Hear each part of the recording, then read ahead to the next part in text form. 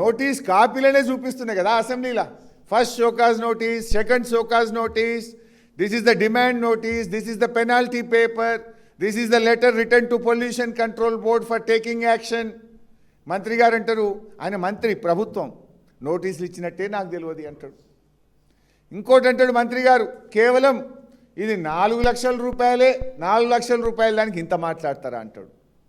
First demand నోటీస్లోనే 28,50,000 రూపాయలు penalty కట్టమని నీ మైనింగ్ శాఖనే నోటీస్ ఇచ్చింది.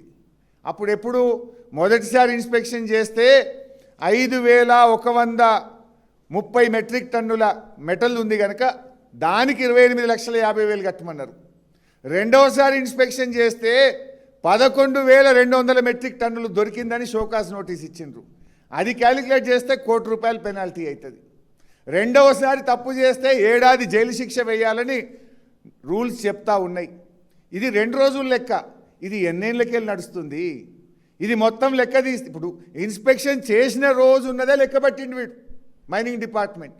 మరి నిజంగా ఈ 2.5 సంవత్సరాల నుంచి రోజుకు ₹1,00,00,000 అంటే ఎన్ని వందల కోట్ల అవినీతి జరిగింది, ఎన్ని వందల కోట్లు ఈ కంపెనీకి పెనాల్టీ వేయాలి.